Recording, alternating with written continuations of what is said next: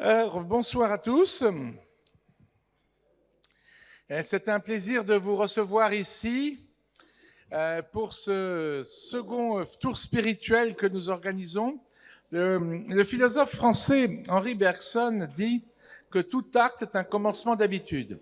Donc, nous avons déjà fait cela une fois, nous allons le refaire sur le même plan cette année, c'est-à-dire avec deux intervenants principaux qui sont des philosophes, pas des théologiens, donc ce ne sera pas de la théologie, mais qui seront pour l'un évidemment avec des liens avec la culture et la philosophie, la théologie musulmane, et l'autre des liens avec la philosophie, la culture, la théologie chrétienne, comme l'année dernière. Ouais, c'est pour ça que je disais que tout acte est un commencement d'habitude. Et donc ensuite, nous aurons pas forcément une conclusion ni une carte blanche de notre ami et mon coéquipier Bruno Abdallah Guiderdoni, que vous connaissez bien maintenant tous, puisqu'il est le co-directeur de ce centre depuis donc sa création, et qui interviendra donc pour un commentaire à la fin. Ensuite, vous aurez le buffet principal et on fera les questions.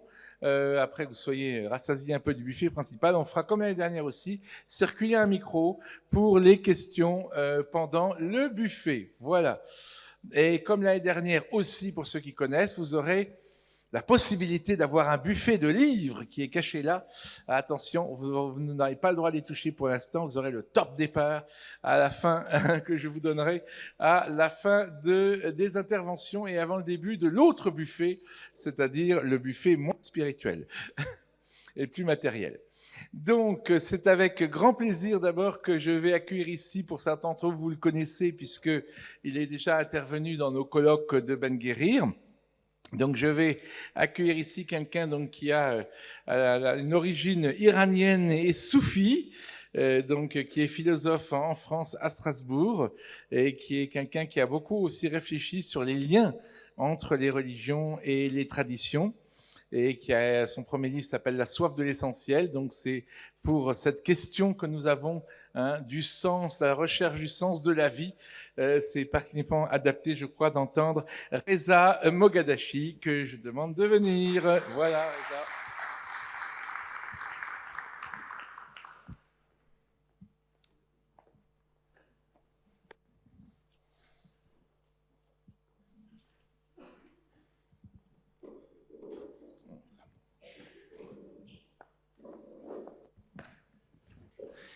Bonjour à tous, merci de votre présence. Je remercie bien évidemment Jean Stone et toute l'équipe de l'UM6P de cette invitation. C'est un grand honneur pour moi également de parler en présence d'un philosophe, ami de longue date, Bertrand Vergely, quelqu'un que j'ai d'abord lu quand j'étais étudiant. J'ai eu la chance ensuite de le rencontrer et de nouer une amitié sincère. Et c'est la première fois ce soir que nous parlons ensemble dans le même endroit, au même lieu. Je vais essayer de ne pas tomber. Alors c'est très précieux, en particulier dans ce mois de Ramadan, d'arracher à sa vie quotidienne, à toutes les urgences, un temps pour se retrouver, pour parler des questions essentielles. Nous sommes là pour ça.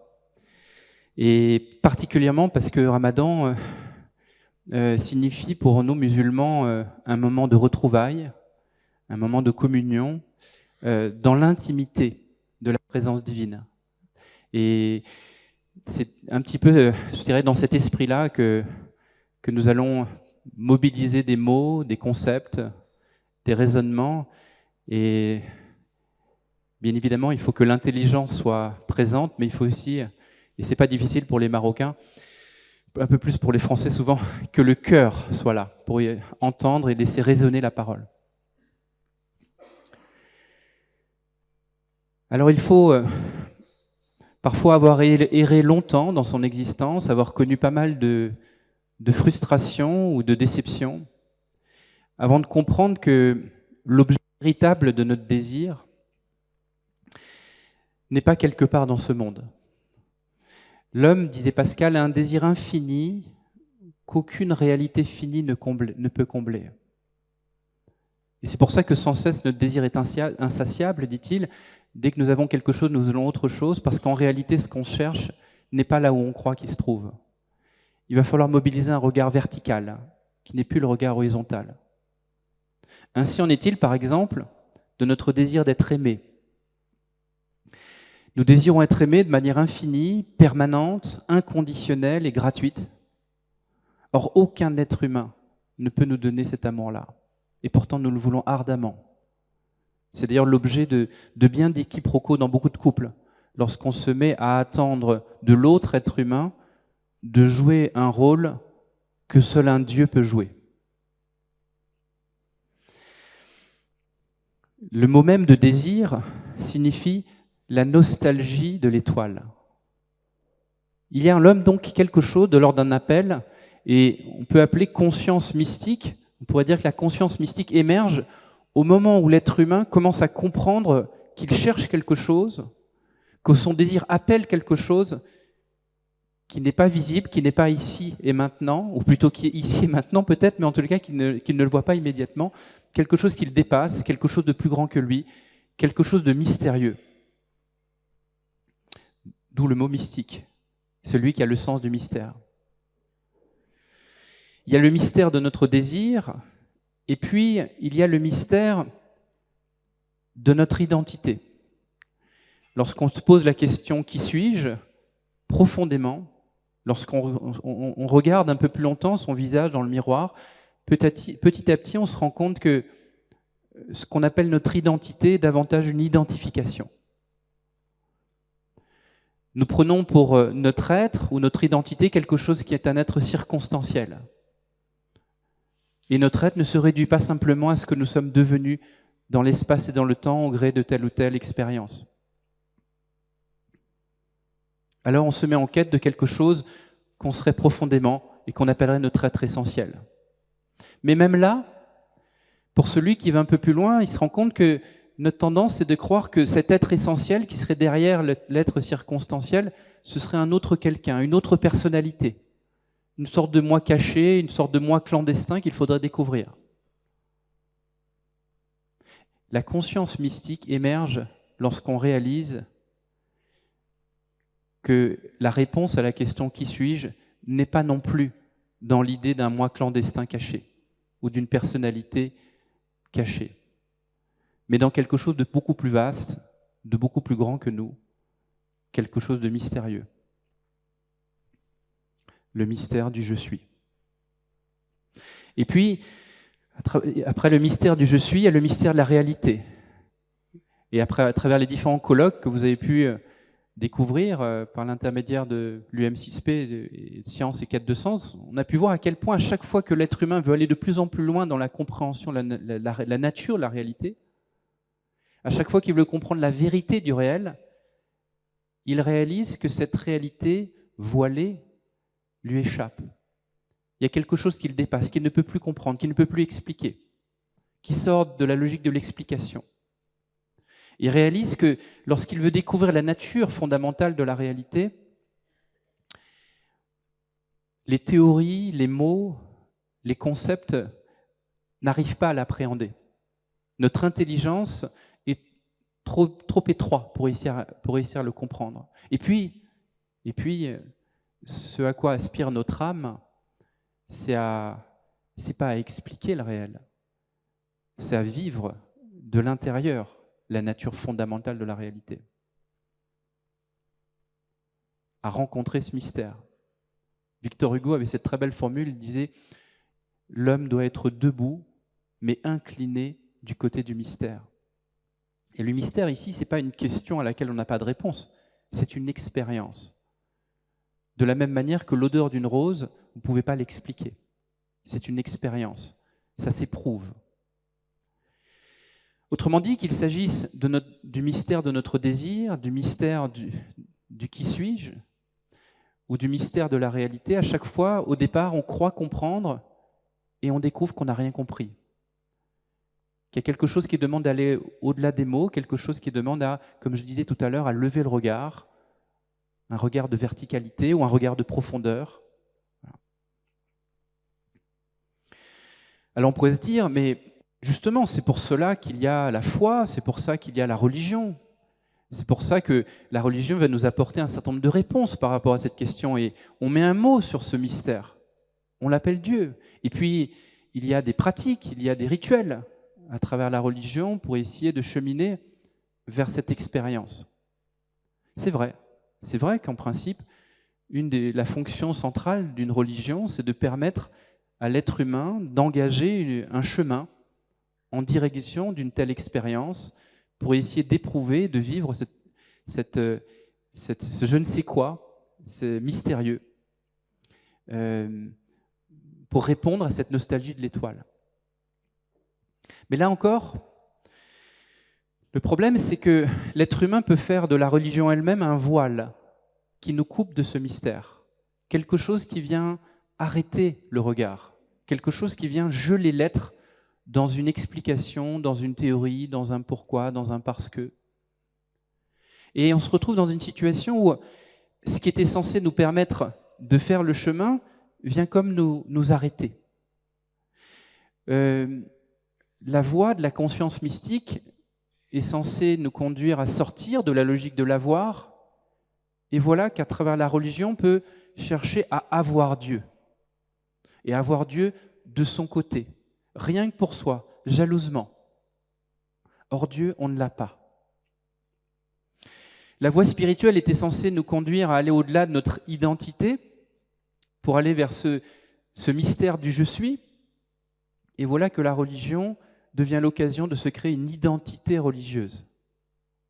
Or, l'expérience de l'être, l'expérience du divin, ce n'est pas une expérience musulmane ou une expérience chrétienne, une expérience bouddhiste.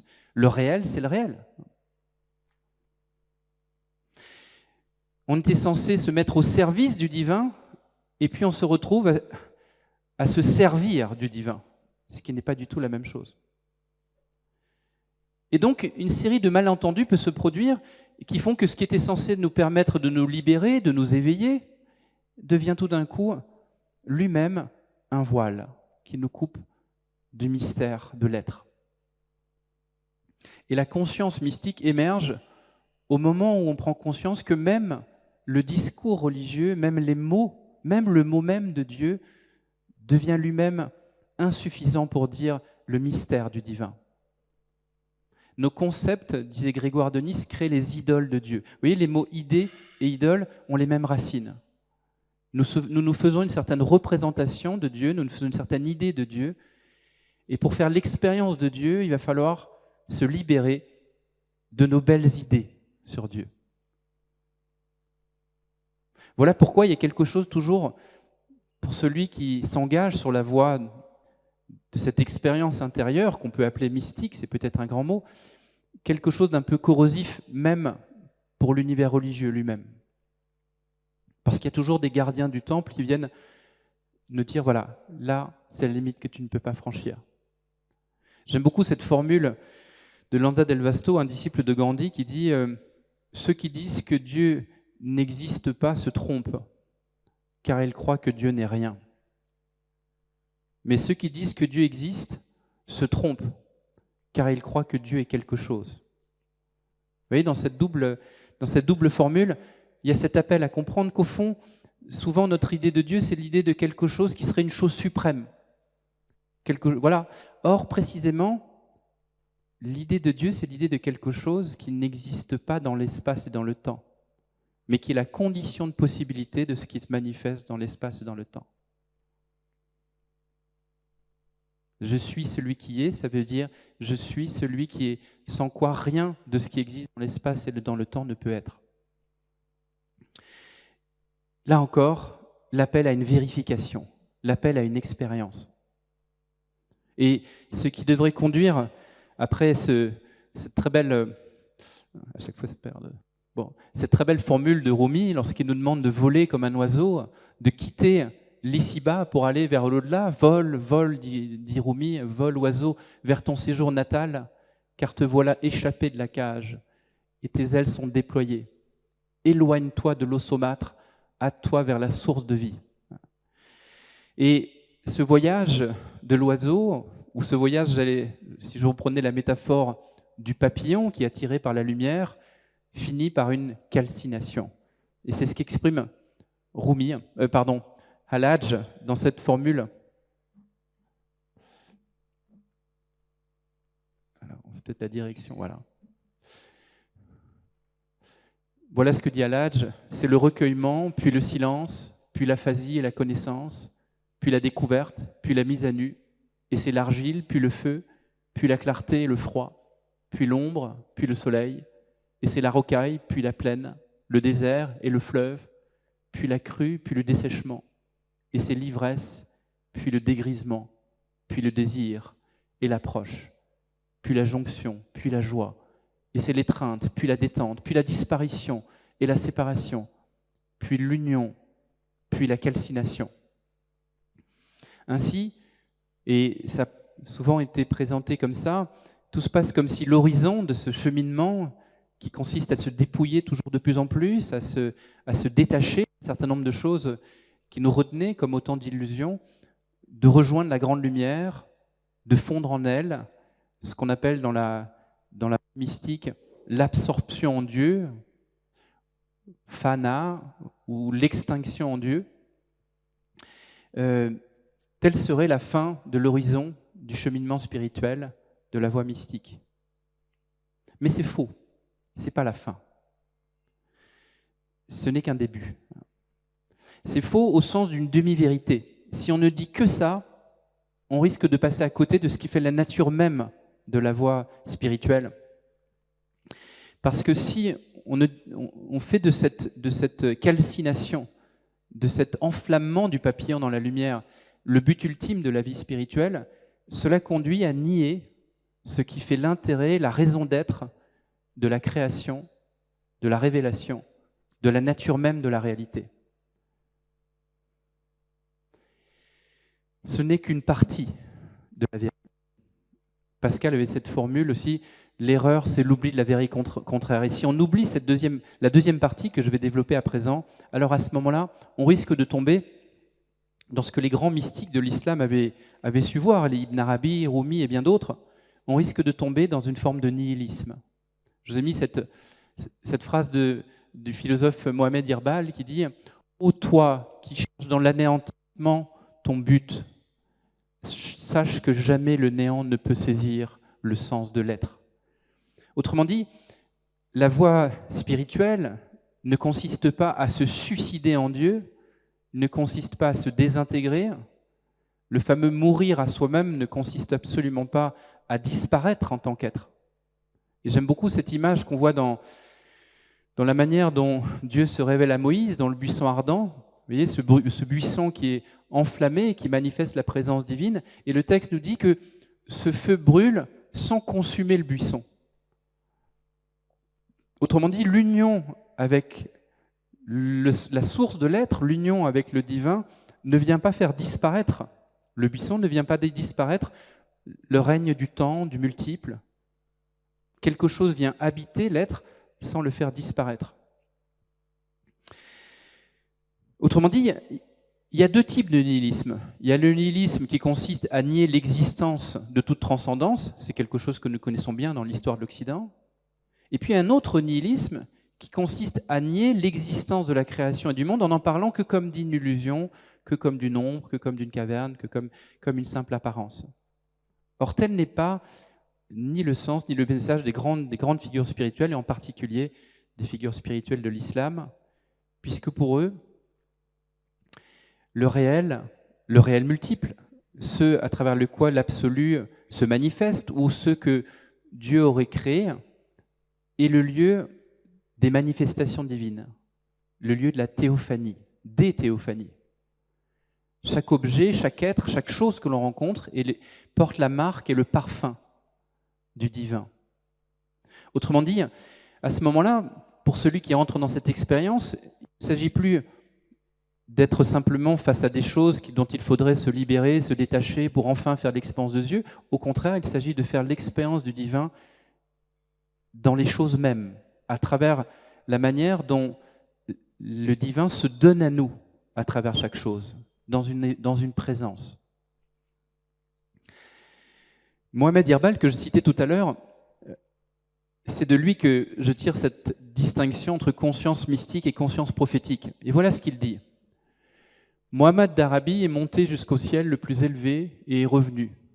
Je jure par Dieu que si j'étais arrivé, je ne serais jamais revenu. Telles sont les paroles d'un grand saint musulman, Abdul Roudous de Gangog. Il serait probablement difficile de trouver dans la littérature soufie des mots qui, en une simple phrase, révèlent une compréhension aussi fine de la différence psychologique existant entre les types de conscience mystique et prophétique. Le mystique ne désire pas quitter le repos de l'expérience unitive. Et même s'il en revient, comme il y est obligé, son retour ne signifie pas grand-chose pour l'humanité en général. Le retour du prophète est lui créateur. Il revient pour s'insérer dans le cours du temps, afin de commander aux forces de l'histoire et de créer ainsi un monde nouveau d'idéaux. Pour le mystique, le repos de l'expérience unitive est quelque chose de définitif. Pour le prophète, c'est l'éveil en lui-même de forces psychologiques capables d'ébranler le monde et de nature à transformer complètement le monde humain. Dans cette citation, vous voyez, Mohammed Irbal distingue conscience mystique et conscience prophétique. Il a même parfois tendance à les opposer parce qu'il reproche à un certain soufisme d'avoir trop donné dans l'idée de l'abandon, de la séparation, de la fusion en Dieu, et de ne pas avoir suffisamment développé tout ce qui relevait de la mise en action, de tout ce qui relevait de la relation positive à l'être. Mais je ne suivrai pas Mohammed Irbal sur ce point en disant que ce qu'il explique de la conscience prophétique ne fait que nous amener à ne pas tomber dans un certain piège de ce qu'il appelle la conscience mystique. Parce qu'en réalité, les grands mystiques de l'histoire, y compris les grands mystiques de l'islam, ce sont des gens qui en effet reviennent, mais qui témoignent à travers leur vie, à travers leurs actes, et souvent ce sont des gens qui sont assez terre à terre, qui œuvrent qui ont des œuvres caritatives, qui doivent diriger une communauté, qui ont des élèves, qui ont toutes sortes de personnes qui viennent le voir. Ils sont de plein pied dans le réel et dans l'action du réel. Autrement dit, à travers cette distinction, c'est pas qu'il faudrait opposer deux types d'êtres, ceux qui ont une conscience mystique et ceux qui ont une conscience prophétique. Ce qu'il faut bien comprendre, c'est que ce sont les deux faces d'une même pièce. La vie spirituelle consiste à la fois à faire l'expérience de quelque chose qui est au-delà du temps, une expérience d'éternité, quelque chose qui nous libère du monde contingent, et en même temps, nous sommes des êtres de ce monde, dans ce temps, et nous avons à œuvrer et vivre dans ce temps. Et dans ce temps et dans ce monde, dans le cœur de nos vies, la plus quotidienne, là, Dieu est présent, Dieu se manifeste à travers toutes les théophanies. Autrement dit, ce que cette conscience prophétique nous rappelle, c'est que la vie spirituelle ne consiste pas à abandonner sa vie pour aller enfin se tourner vers Dieu. Ça consiste à se tourner vers Dieu en se tournant vers sa propre vie, en habitant toujours davantage sa propre existence, en apprenant à le voir, à passer de la vue à la vision. Ce que Mohammed Irbal dit de la conscience prophétique vient nous révéler ce qu'est la justesse d'une bonne relation mystique. Le réel n'est pas une illusion.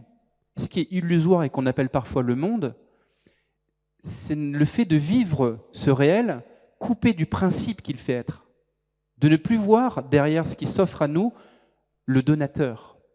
C'est ça qui est une illusion. Mais le réel lui-même n'est pas une illusion. Je veux dire, le réel manifesté, le monde du temps, du multiple. De la même manière, il y a un mépris, il y a un quiproquo sur cette idée de mourir à soi-même. Il faut tuer l'ego, il faut dépasser l'ego, etc. Il ne s'agit absolument pas de faire disparaître l'être créé que nous sommes, ou l'être manifesté que nous sommes, l'être singulier que nous sommes. Ce qu'il s'agit de ce à quoi il faut mourir et qu'on appelle parfois l'ego ou nafs ou le moi, c'est la manière dont notre être se vit comme séparé de l'absolu, comme séparé de tout. C'est la manière dont cet être est enfermé dans la dualité, est enfermé dans la causalité, est enfermé dans quelque chose qui nous coupe de la relation au principe qui nous fait être. C'est ça qu'il faut tuer, mais pas notre être singulier. Pourquoi ? Parce que si Dieu nous a créés, s'il veut entrer en relation avec nous, c'est pas pour que nous désintégrions en lui. À quoi servirait la création ? À quoi servirait la révélation ? Et donc, par conséquent, le chemin de la vie spirituelle, ça va être d'apprendre à discerner et à voir toutes ces théophanies, à regarder comment, dans les moindres interstices du réel, de notre vie la plus quotidienne, Dieu est toujours déjà là, toujours déjà présent, ici et maintenant. Entrer dans cette conscience prophétique, c'est aussi entrer dans le monde de l'action. C'est-à-dire qu'à ce moment-là, il y a ce que Mohamed Dirbel appellera une collaboration entre l'homme et Dieu. Notre rôle à nous, c'est d'être ce par quoi le souffle divin peut traverser. Ce qui peut nous traverser pour œuvrer dans le sens de ce qu'il y a de plus lumineux en nous. Et pour cela, ce que les mystiques musulmans, l'image qu'ils aiment beaucoup, c'est l'image du miroir. Il s'agit de polir le miroir, de le nettoyer, de le purifier pour qu'il puisse refléter la lumière divine, pour se laisser traverser par une force qui est plus grande que notre propre force, par un amour inconditionnel dont nous ne serions pas capables par nous-mêmes, par une liberté que nous avons du mal à atteindre par nous-mêmes, par une créativité qui, là encore, relève d'un accueil, de quelque chose qui nous dépasse, par une intelligence qui est plus grande que notre petite intelligence. Et c'est ça, au fond, créer. C'est ça, au fond, agir dans le sens d'une vision spirituelle. Il y a une collaboration au sens où il y a un acte de la volonté, parce que Dieu ne s'impose pas à nous, il se propose à nous. Et de la même manière qu'on peut fermer ses volets à la lumière, on peut fermer ses volets à cette souffle qui peut nous traverser. Donc il y a un acte de liberté qui nous est proposé, et en même temps, ce qui sort à travers nous, ça vient à la fois, il y a quelque chose qui vient de ce souffle, et à la fois il y a quelque chose qui vient de nous. Chacun d'entre nous, lorsque nous aimons pas de la même manière que la personne d'à côté. Chaque filet de vie que nous incarnons, que nous manifestons, ce n'est pas exactement la même vie que la personne d'à côté. Autrement dit, à travers chaque singulier, à travers chaque être humain, mais aussi à travers chaque fleur, chaque plante, il y a quelque chose du divin qui rayonne de manière singulière. Et nous sommes ce singulier qui peut faire rayonner Dieu à travers nous et par nous. Voilà. Et à ce moment-là, c'est plus simplement moi qui vis, mais c'est Dieu qui vit à travers moi. Et là, certains d'entre vous connaissent bien des textes d'Ibn Arabi, de Rumi et de bien d'autres mystiques, Jami, etc., qui retracent ça. Irbal pour parler de cette collaboration, il y a juste une phrase juste avant.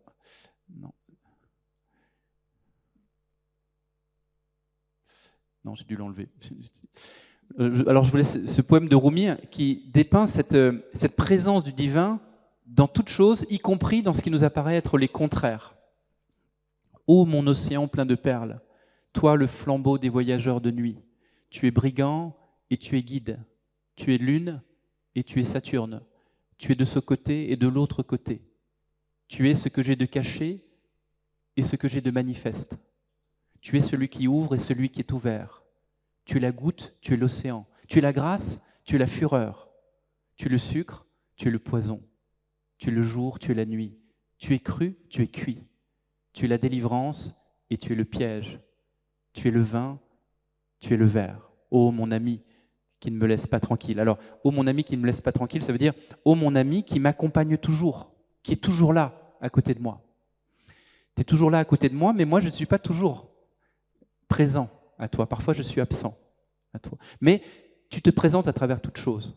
Même l'absence est le signe de ta présence. Donc, l'engagement dans ce que j'ai appelé la conscience prophétique à la suite d'Irbal, c'est créer, c'est devenir aussi qui l'on est. Et ce devient qui tu es, c'est pas deviens une personnalité cachée que tu serais. C'est laisse-toi traverser par le souffle de vie. Et il y a quelque chose de singulier qui va passer.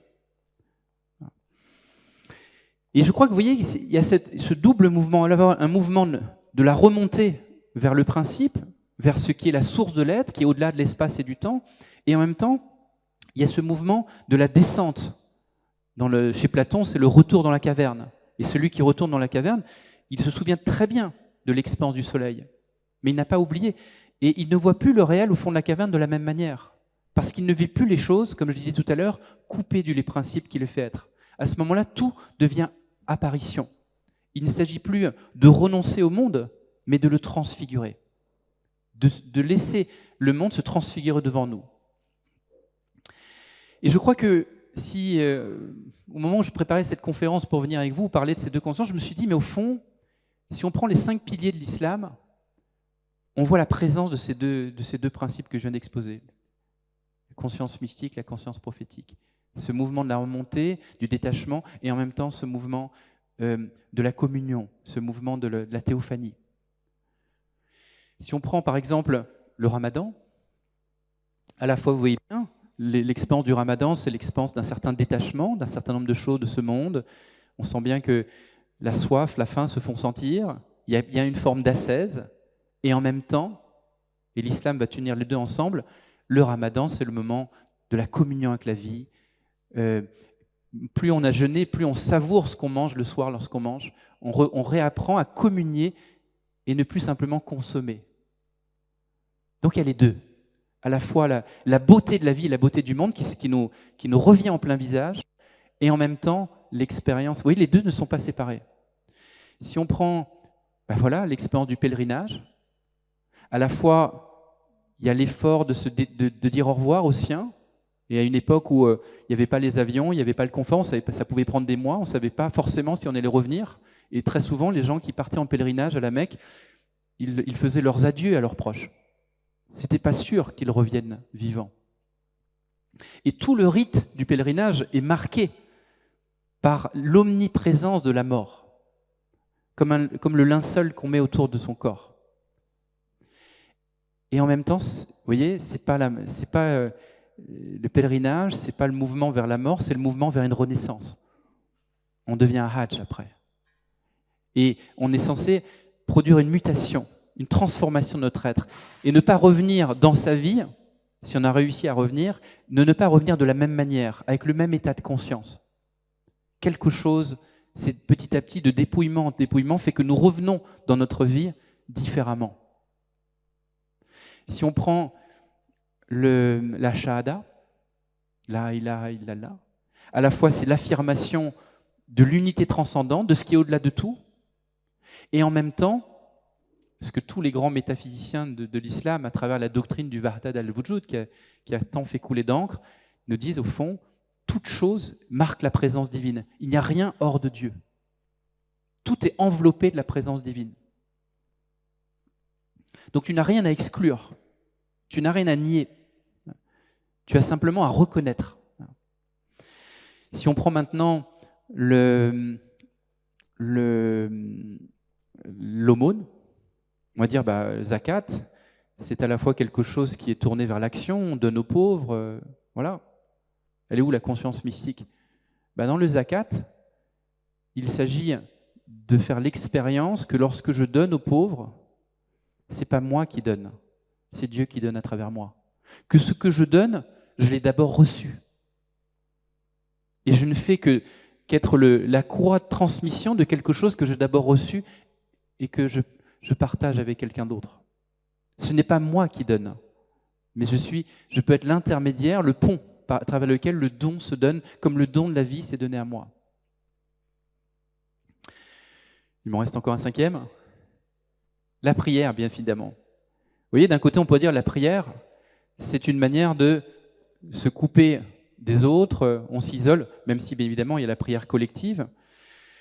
Mais en même temps, la prière, c'est le moment à travers lequel l'homme revient à une expérience de la vie, à une expérience du monde, à travers lequel il envoie autour de lui une énergie qui est celle de la prière. Autrement dit, la prière, ce n'est pas simplement se couper des autres, la prière, c'est une manière d'habiter davantage et encore mieux l'espace qui nous entoure, qui n'est pas simplement matière, qui n'est pas seulement énergie, qui n'est pas simplement information, mais qui est réalité divine. Autrement dit, la prière, ce n'est pas se couper du monde pour être avec Dieu, mais c'est investir le monde de la présence divine. Autrement dit, les cinq piliers de l'islam portent en eux, à mon avis, ces deux versants que j'ai essayé de vous montrer tout à l'heure. Alors pour terminer, j'aimerais vous raconter une petite histoire qui est rapportée par Attar, le grand mystique persan Attar, le maître de Rumi, le premier maître de Rumi, lorsque Rumi était encore très jeune. Et Attar raconte cette histoire d'un homme qui entend l'appel à la prière et puis qui a toutes sortes de choses à faire et il essaie de les faire rapidement avant d'aller à la mosquée pour faire la prière collective avec les autres. Et à ce moment-là, il termine rapidement et puis il court à la mosquée. Lorsqu'il arrive à la mosquée, les gens sont en train de partir. Il voit le gardien de la mosquée, il dit mais il n'y a pas la prière là? Et là, le gardien lui dit mais elle vient de terminer la prière, tu arrives en retard. Et là, ce jeune homme pousse un grand soupir de découragement parce qu'il aurait tellement voulu être là. Et là, le gardien de la mosquée lui dit ton soupir vaut toutes les prières. Parce que ce qui manque à l'homme, ce n'est pas Dieu, c'est la soif de Dieu. Ce qui manque à l'homme, ce n'est pas la lumière, c'est la soif de la lumière. Ce qui manque à l'homme, ce n'est pas l'eau, c'est la soif. Et peut-être que dans cette période bénie de Ramadan, il s'agit de retrouver cette soif. Et c'est ce que je vous souhaite. Merci à vous.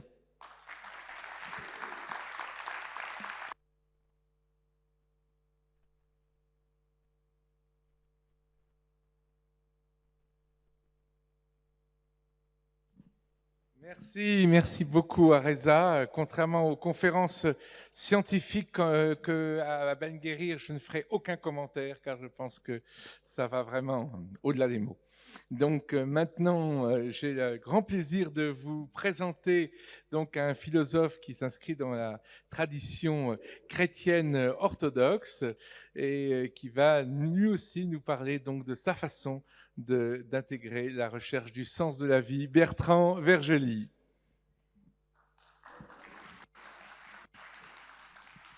Bonsoir, je vous salue toutes et tous et je remercie Jean et je remercie tous ceux, toutes celles qui ont préparé ce moment magnifique qui reflète une fois de plus l'excellence de l'hospitalité marocaine. Jean m'a invité à parler de la relation entre matérialité et transcendance. Pourquoi ?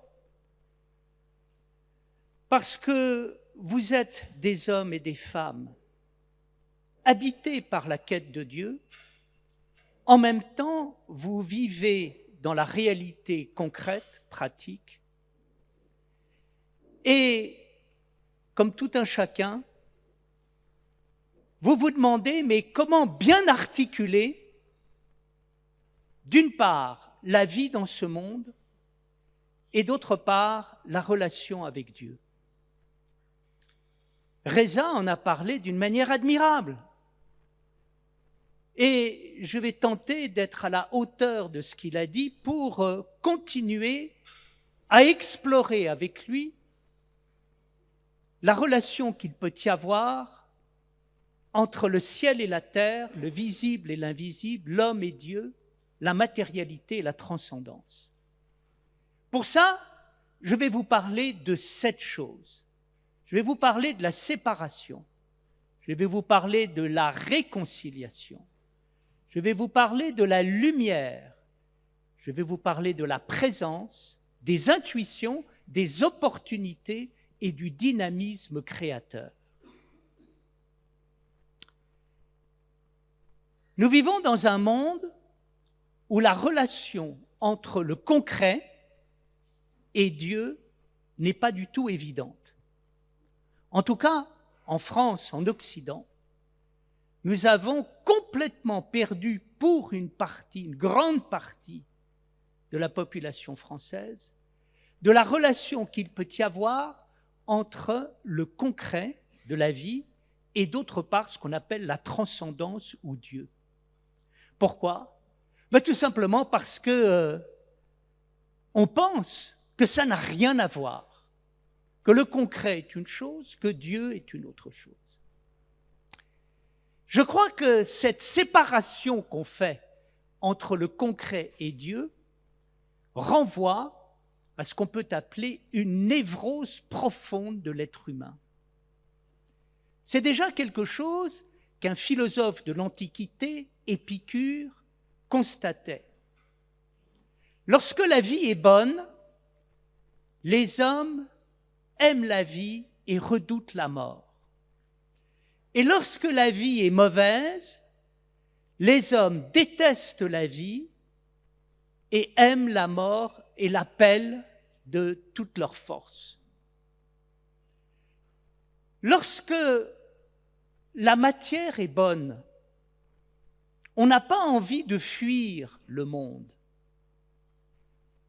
Mais lorsqu'elle n'est pas bonne, on a envie de fuir la matière. C'est-à-dire que si j'appelle la matière le monde, et si j'appelle la transcendance l'au-delà du monde, il faut voir qu'on a affaire à une relation malade parce qu'on ne sait pas ce que l'on veut. On ne sait pas si on aime la vie, on ne sait pas si on aime le monde, on ne sait pas si on aime l'au-delà ou pas. D'où les grandes divisions dans lesquelles nous sommes. Séparation entre la matière et la transcendance. Séparation entre l'homme et Dieu. Séparation entre le visible et l'invisible. Séparation entre la terre et le ciel. Face à ça, il existe une mauvaise réponse et il existe une bonne réponse. La mauvaise réponse consiste à trancher. On voit une opposition entre la matière et la transcendance. Mauvaise bonne idée, on va trancher. On va choisir la matière contre la transcendance et on va choisir la transcendance contre la matière. On va choisir la terre, l'homme, le visible, contre le ciel, Dieu, l'invisible. Ou bien on va choisir l'autre monde et non pas ce monde. Et qu'est-ce qu'on va faire? On va sacrifier, c'est-à-dire en tranchant, on va pratiquer un acte violent, sanglant. Et puis, il y a quelque chose que je trouve de passionnant, c'est d'arrêter de vouloir trancher. Arrêter de vouloir opposer la matière à la transcendance à la matière. Arrêter de vouloir opposer le visible à l'invisible, l'homme et Dieu, la terre et le ciel. Vivez tout. Pourquoi sacrifier quelque chose? Il n'y a rien à sacrifier. On est fait pour tout vivre. Tout est bien. Le monde est bien. La transcendance est bien. C'est ce qu'a dit Reza. Vous avez tort. On a tort de sacrifier Dieu, mais on a tort de sacrifier le monde. Et on a tort de sacrifier Dieu pour le monde et le monde pour Dieu. Il n'y a pas à sacrifier, mais il y a au contraire à fêter, à louer, à remercier. D'où la sagesse de ce qui ne tranche pas, mais qui réconcilie. Premièrement, cette sagesse est réaliste. Deuxièmement, elle est vivante. Troisièmement, elle est audacieuse. Et quatrièmement, elle est profonde. Nous avons besoin de tout pour vivre. On a besoin de s'enraciner dans le monde et on a besoin aussi de s'élever hors du monde. On a besoin de s'enraciner dans le monde parce qu'autrement on est désincarné. Mais on a besoin de s'élever parce qu'autrement, on s'enlise. Et qu'est-ce qui est caractéristique de l'homme? C'est de trouver le point d'équilibre entre les deux. Et qu'est-ce que c'est que le point d'équilibre entre les deux? C'est le fait de vivre. Et qu'est-ce que c'est que le fait de vivre? C'est de pratiquer des échanges continuels en nous, entre le visible et l'invisible, l'homme et Dieu. J'y reviendrai tout de suite et je vous montrerai comment on peut pratiquer une expérience de relation entre le ciel et la terre qui va nous faire beaucoup de bien. C'est l'expérience de la vie, c'est l'expérience de l'audace. Pourquoi? Parce qu'il faut avoir le courage d'avoir tout le monde contre soi. Si vous voulez réunir le ciel et la terre, d'un côté, vous aurez le matérialisme vulgaire qui vous reprochera de vouloir intégrer la transcendance dans la vie, et de l'autre côté, vous aurez les adeptes de l'autre monde qui vous reprocheront d'aimer ce monde. Comment peux-tu aimer ce monde? Ou comment peux-tu aimer l'autre monde? Et comment peux-tu dire que tu aimes tout? Eh bien, je t'aime tout, pourquoi? Parce que la vie est profonde quand on aime tout. Pourquoi est-ce qu'elle est profonde? Parce que si vous commencez à réconcilier les choses, vous allez aller au-delà de tous les préjugés. Ne dites pas du mal du monde. Le monde est une merveille. Ne dites pas du monde également de l'autre monde. C'est également une merveille. Ne dites du mal de rien, mais travaillez, écoutez, regardez. Il y a des tas de choses que vous ne savez pas, et sur ce monde et sur l'autre monde. Alors là, ça donne quoi? Parce que tout ce que je dis, on peut le pratiquer. On peut le pratiquer dans quoi? Dans une expérience qui est celle de la lumière. J'aime beaucoup la philosophie chinoise du Tao. Le Tao Te Ching est un texte qui a été écrit au VIe siècle avant Jésus-Christ par Lao Tse, et c'est un manuel destiné à l'éducation des empereurs pour la bonne direction du monde. Et on peut dire que toute la sagesse du Tao se résume dans une seule chose: si tu veux faire quelque chose d'utile pour ce monde, ne fais rien. Qu'est-ce que ça veut dire ne rien faire? Ne rien faire, c'est pas faire rien. C'est faire quelque chose d'inouï que vous avez toutes et tous pratiqué en vivant à cette occasion la réconciliation entre le ciel et la terre, le visible et l'invisible, l'homme et Dieu. Vous vous arrêtez, vous vivez un moment pour vivre, vous regardez pour regarder, vous écoutez pour écouter, vous sentez pour sentir, vous goûtez pour goûter, vous respirez pour respirer. Et qu'est-ce qui se passe? Vous commencez à sentir votre propre corps, vous commencez à vous sentir exister, vous entendez en vous que vous existez, vous êtes émerveillé comme Descartes quand à un moment il a cette exclamation « Je suis, j'existe ». J'avais un ami psychanalyste qui me disait « Bertrand, est-ce que tu te rends compte que 95% de mes patients ne se rendent pas compte qu'ils existent ?» Simone Veil, la philosophe, disait « Il est donné à peu d'êtres d'avoir conscience que les choses et les êtres existent. » Vous vous arrêtez, vous regardez, vous écoutez, vous sentez, vous respirez, vous savourez, vous vous sentez exister. Tout d'un coup, votre corps existe. Mais il n'y a pas que votre corps qui existe. Il y a le corps du monde qui se met à exister. Vous entendez autour de vous la nature, les oiseaux, les herbes, l'océan, les arbres. Et tout d'un coup, vous rentrez dans les choses rentrent en vous. Et qu'est-ce qui se passe? Vous rentrez dans la douceur, vous rentrez dans une expérience de communion et vous voyez partout la vie. Vous êtes devenu un vivant à l'intérieur de la vie et en vivant à l'intérieur de la vie, qu'est-ce que vous faites? Bien, vous faites quelque chose d'extraordinaire qui passionne la physique quantique puisque nous avons évoqué la physique quantique. Au début du XXe siècle, il y a une révolution dans la science, nous dit Gaston Bachelard. Les scientifiques découvrent qu'il peut y avoir une double interprétation de la lumière, de la matière, de la lumière.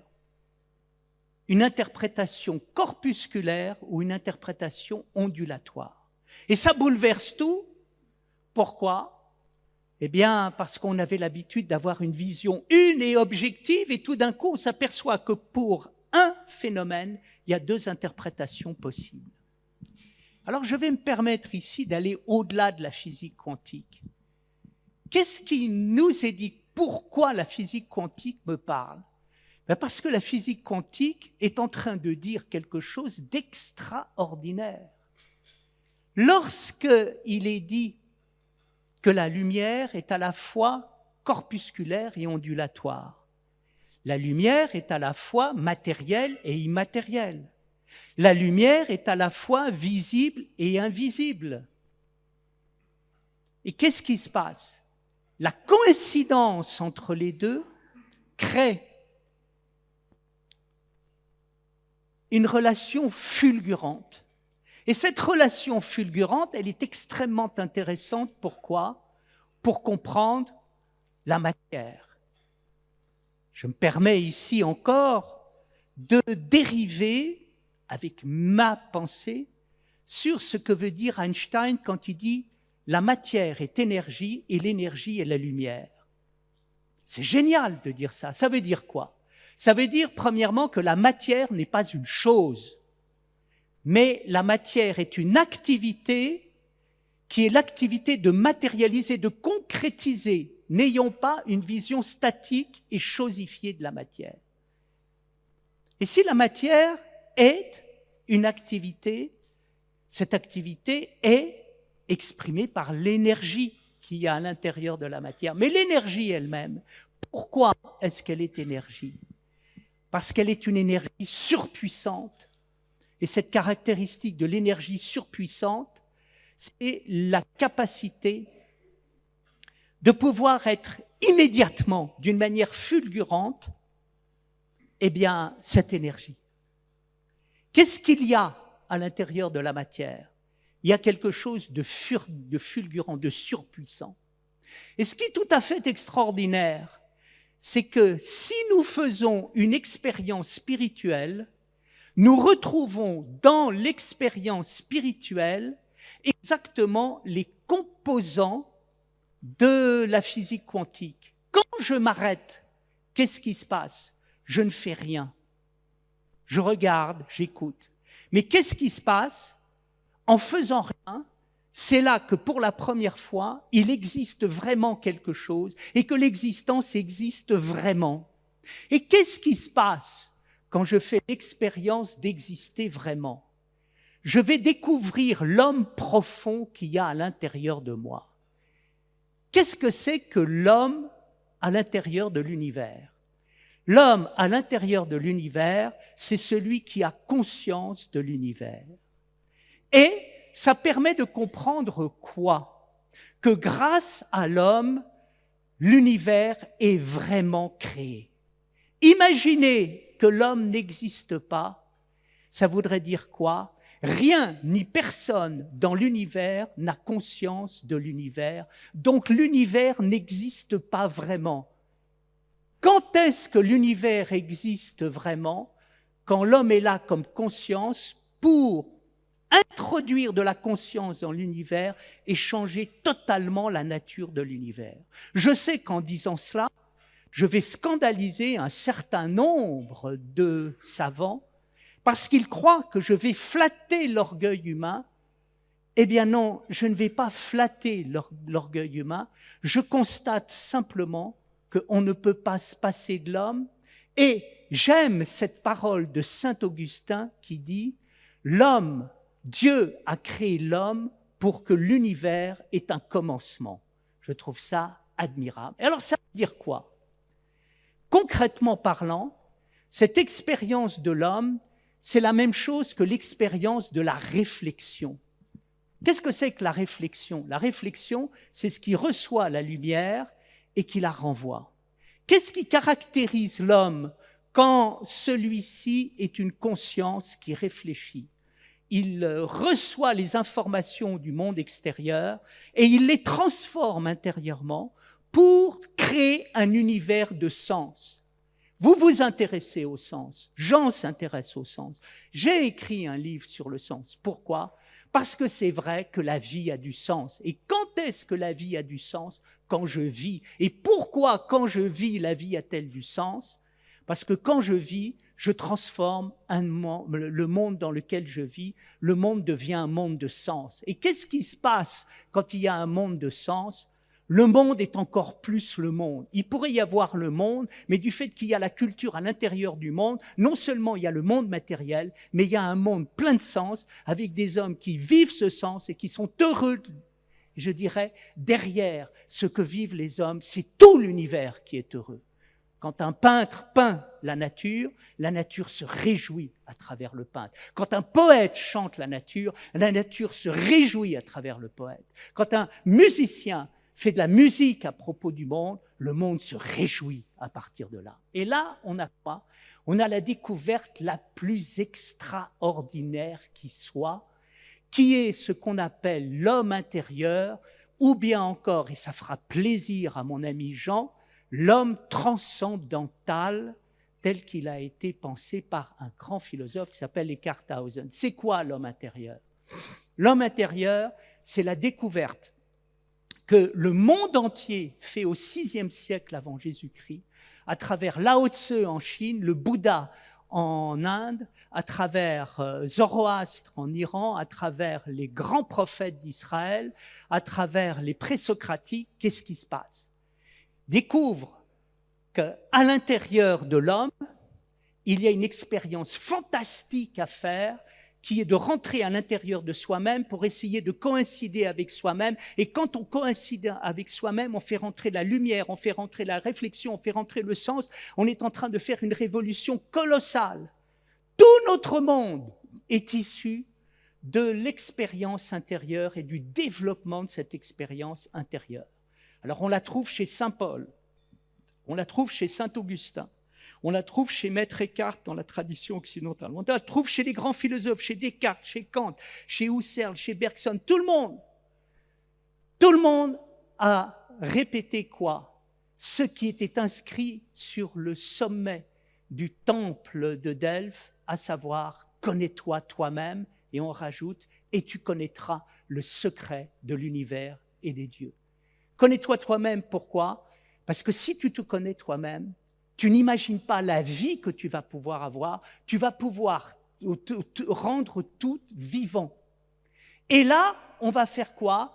La double expérience, premièrement des intuitions et deuxièmement des opportunités. Qu'est-ce que c'est que les expériences des intuitions? C'est l'expérience de tout ce qu'il y a de créateur à l'intérieur de l'existence et que les Grecs recherchaient à travers le vrai, le bien et le beau. C'est-à-dire la science du vrai, l'éthique du bien et l'art du beau pour arriver vers ce qu'on appelle la haute connaissance. Qu'est-ce que c'est qu'une intuition? Reza a parlé de la conscience mystique. La conscience mystique, elle se traduit dans l'intuition. L'intuition, c'est quoi? C'est la saisie immédiate et totale de la vérité et de ce qui existe vraiment. Et à un moment, ça veut dire que je fais rentrer à l'intérieur de l'existence l'être, dont j'ai fait l'expérience dans la relation entre l'existence et l'être. Et je vais penser les choses avec l'être. Et en faisant rentrer l'être, c'est-à-dire le non philosophique de Dieu, à l'intérieur de ce que je vis, qu'est-ce que je vois? Je vais découvrir la science fondamentale, l'éthique fondamentale, l'art fondamental et ce que j'appelle la haute connaissance. Qu'est-ce que c'est que la science du vrai? La vérité, c'est le fait de regarder la réalité telle qu'elle est et de voir l'être tel qu'il est et de penser le monde à travers l'être. Les scientifiques ont une science qui est marquée et qui est essentiellement marquée par la vérification, qui débouche sur l'objectivité. Je suis un homme de science, je suis rigoureux, je travaille, et quand je dis quelque chose, je vérifie toujours ce que je dis. Ça donne la rigueur de la science, son efficacité remarquable. Mais il y a une autre science qui n'est pas celle de la vérification. Il y a la science de celui qui sait de quoi il parle, parce qu'il parle de l'intérieur et qu'il laisse parler à l'intérieur de lui ce qui est. Et là, on est dans l'expérience spirituelle que vous avez tous faite. Nous pouvons vivre sans profondeur et nous pouvons vivre avec profondeur. Qu'est-ce que c'est que vivre avec profondeur? Je me recueille, je me rassemble, je me concentre comme l'athlète qui est sur le point de réaliser un exploit sportif. Et tout d'un coup, je suis traversé par la présence divine qui, à l'intérieur de moi, m'inspire. Et tout d'un coup, je parle avec mon être de l'être. Et quand on parle avec de l'être, qu'est-ce qui se passe? Vous écoutez quelqu'un qui parle, une parole qui vient de l'être, et vous dites, c'est vrai, cet homme dit la vérité. Pourquoi il dit la vérité? C'est pas parce qu'il a vérifié ce qu'il dit, c'est parce qu'il est et il permet d'être. Et en l'écoutant, je me mets à être. Tous les mystiques, tous les prophètes, tous les saints, nous parlent de quoi? Tous les sages, ils nous parlent de la connaissance avec l'être. Et la connaissance avec l'être, qu'est-ce qu'elle donne? Elle permet de comprendre ce que c'est que l'éthique fondamentale. Le mot éthique vient du terme grec qui veut dire ethos, demeurer. On demeure en soi-même. Et qu'est-ce qui se passe? Là, on a affaire à une attitude vraiment morale. Qu'est-ce que c'est qu'une attitude vraiment morale? C'est pas quelqu'un qui a une règle et qui juge les autres, c'est quelqu'un qui existe vraiment et qui élève le monde parce qu'il est noble et qui rend tout noble. Et tout le monde devient noble à son égard. Et donc, à ce moment-là, il élève. Et quand il élève, qu'est-ce qui se passe? Eh bien, il change tellement les sociétés que des siècles après, on se souvient des hommes qui ont été moraux. Et par là même, ça permet de voir que tous les gens qui sont créateurs, qu'est-ce qu'ils font? Ils se sont arrêtés. Ils ont eu une intuition et ils ont traduit cette intuition à l'intérieur de la réalité. Et cette intuition à l'intérieur de la réalité, qu'est-ce qu'elle donne? Elle donne souvent des choses créatrices qui, à un moment, durent des siècles. Regardez que la musique de Mozart, 2 siècles après, on la joue encore. Pourquoi? Parce qu'il a vu l'être, il a traduit l'être à l'intérieur de ce qui existe. Et là, ça permet de comprendre la plus haute connaissance philosophique, la plus haute connaissance mystique qui soit, qui est la haute connaissance. Qu'est-ce que c'est que la haute connaissance? Tous les spirituels nous emmènent dans la haute connaissance, c'est-à-dire l'expérience de la communion intérieure avec les êtres et les choses, où les êtres et les choses sont en nous et nous sommes en elles. Et là, ça permet de déboucher sur quoi? Votre réalité, notre réalité concrète. Comment vivre Dieu à l'intérieur du monde dans lequel nous sommes? Eh bien, nous pouvons pratiquer la vie spirituelle et mystique d'une manière extrêmement concrète par ce que j'appelle les opportunités. Qu'est-ce que c'est que les opportunités? Les opportunités, c'est le troisième visage du temps chez les Grecs. Les Grecs ont découvert que le temps avait 3 caractéristiques. L'aion, le chronos et le kairos. L'aion, c'est l'infini. C'est le fait que le temps est un fleuve qui s'écoule à l'infini. Qu'est-ce que c'est que le chronos? Le chronos, c'est la roue des naissances et des morts qui fait qu'à un moment, on vit simultanément l'irréversible et le réversible. Et puis, qu'est-ce que c'est que le kairos? Le kairos, c'est ce qu'on appelle l'instant. L'instant dans lequel on voit se rencontrer le temps et l'éternité. Dans le temps, vous avez le temps qui coule et vous avez le temps qui ne coule pas. Vous savez, cette parole qui résume le temps, dans le temps dit, dans le temps tout passe sauf le temps. Mais il y a un moment où le temps, ce qui passe et ce qui ne passe pas se rencontrent. Et qu'est-ce que c'est? C'est l'opportunité. Et l'opportunité, quand est-ce que vous la saisissez? Quand vous prenez le temps. Vous êtes des acteurs de la vie sociale, politique et économique. Comment agir à l'intérieur de ce monde agité? Il n'y a qu'une manière d'agir. Là où tout le monde s'agite, vous ne vous agitez pas. Là où personne ne prend du recul, vous prenez du recul. Là où personne ne s'arrête, vous vous arrêtez. Et ça donne quoi? Bien, après avoir été le poète des intuitions, vous devenez le chasseur des opportunités. Vous guettez à l'intérieur de la vie. Et à l'intérieur de la vie, vous allez tout d'un coup avoir des intuitions sur des opportunités à saisir. Ça veut dire que dans la relation économique et la relation, vous avez des échanges, vous avez énormément de choses qui se passent. Et qui est-ce qui réussit dans le monde économique? C'est celui qui a l'œil, qui regarde et qui va saisir l'instant favorable du moment où on va pouvoir faire la bonne chose au bon moment avec les bons moyens. Ça, c'est formidable. Et je dirais que le caractéristique d'un chef d'entreprise, c'est d'avoir l'œil. Ce qui est très intéressant, c'est la même chose en politique. Mais en politique, il ne faut pas faire ça simplement avec les choses, il faut le faire avec les êtres humains. Vous apercevez une chose, et vous le savez mieux que moi, Quand on veut parler à quelqu'un, il faut choisir le temps, il faut choisir le lieu et il faut choisir la manière. Et on ne peut pas dire tout, n'importe quoi, n'importe comment, n'importe quand à quelqu'un. Et qu'est-ce que c'est? Qu'est-ce qui est intéressant? C'est de choisir le moment favorable. Donc là, à ce moment-là, on peut dire, c'est-à-dire la même chose qui est mal dite, une chose peut être bien dite ou mal dite, et parfois, c'est parce qu'on n'a pas su choisir. Et donc, les maîtres de la vie politique, c'est les maîtres du temps. Après, vous avez la vie sociale. Qu'est-ce que c'est que la vie sociale? La vie sociale est un climat psychologique qui donne des messages symboliques. Et qu'est-ce qui se passe? J'ai le sens de la vie sociale quand je suis capable d'être en phase avec le climat symbolique et être capable de comprendre la sensibilité d'une époque. Petite parenthèse, écoutez ceux qui parlent de la mode et ceux qui parlent de la cuisine et regardez-le parler à un moment de la mode et de la cuisine. Vous verrez quoi? Ils ont parfaitement compris leur époque et résultat, ils savent par exemple donner la bonne nourriture ou les vêtements qu'il faut à une époque pour que celle-ci puisse effectivement savourer l'existence.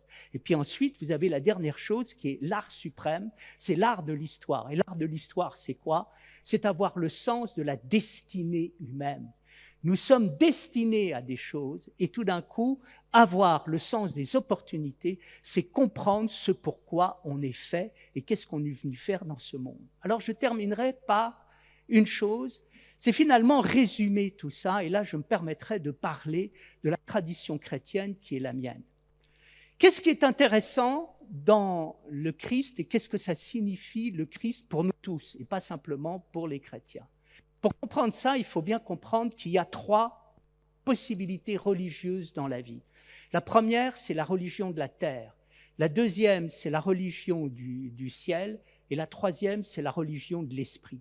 La religion de la terre, c'est la religion cosmique. C'est la première religion de l'humanité. C'est la religion qui existe dans tous les mondes, à part le monde occidental, et qui a un sens de l'unité globale de la nature. C'est quelque chose qu'on trouve très bien dans la sagesse chinoise, mais également dans des sagesses traditionnelles qui se trouvent en Afrique. Ensuite, vous avez une deuxième sagesse, qui est la sagesse prophétique, où on va quitter la terre pour aller vers le ciel, et à un moment parler non plus du visible, mais de l'invisible. Et puis vous avez la troisième possibilité, qui est la possibilité christique ou pneumatique, qui n'est ni à proprement parler la religion de la terre, ni la religion du ciel, mais de l'échange qu'il peut y avoir entre le ciel et la terre et le ciel, et qui consiste à quoi? À dire, vous tous et vous toutes qui avez cru en Dieu, vous n'êtes pas trompés. Effectivement, Dieu existe. Pourquoi? Parce que je suis venu vous le dire, je suis venu vous le montrer. Écoutez-moi, il parle à travers moi et il parle à l'intérieur de vous et je suis venu le faire parler à l'intérieur de moi pour qu'il puisse parler à l'intérieur de nous. Alors là, ça donne quelque chose de tout à fait extraordinaire. Vous voyez, que l'on retrouve d'ailleurs cet élément christique, on le retrouve chez tous les mystiques. Et on le retrouve, vous voyez, quand j'écoute l'extraordinaire sens de Dieu qu'il y a dans l'islam. Je suis très admiratif sur la manière dont les musulmans ont le sens de la foi en Dieu et ont le sens du cœur, de la vie mystique et tout. Vous voyez, pour moi, il y a des résonances christiques et des résonances du Dieu vivant à l'intérieur de soi. Et là, ça donne quoi? Ça donne cette fantastique méthode par laquelle je terminerai, c'est-à-dire comment aborder ce monde où il y a tant de conflits. N'aie pas peur des conflits qui sont dans le monde. Saisis-toi des opposés, prends-les, vis-les ensemble et va de l'avant. Merci.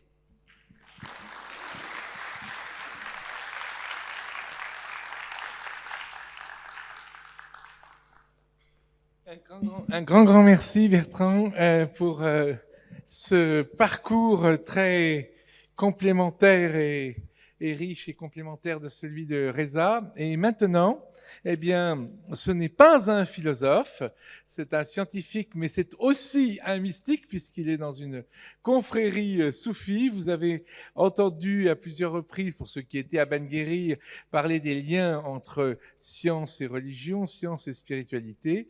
Mais j'ai demandé à notre ami Bruno Abdallah Guiderdoni, eh bien, de nous parler ce soir, puisqu'on est une soirée de Ramadan, de nous parler de quelque chose d'un peu plus mystique. Et donc, on va maintenant écouter Bruno.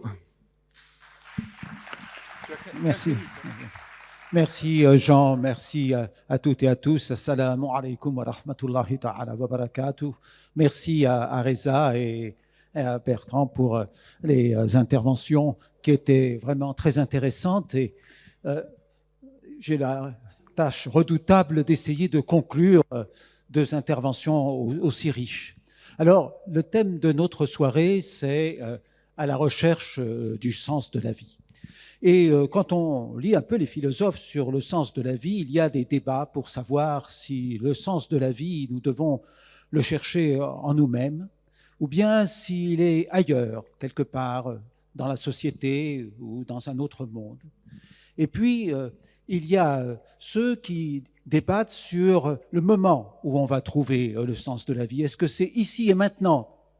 Bertrand parlait du kairos. Ici et maintenant qu'on trouve le sens de la vie, ou bien est-ce que c'est à la fin, au moment de mourir finalement, qu'en se retournant vers sa vie, on peut dire oui, ma vie a eu un sens et ce sens, je le comprends maintenant et c'est ceci ou cela.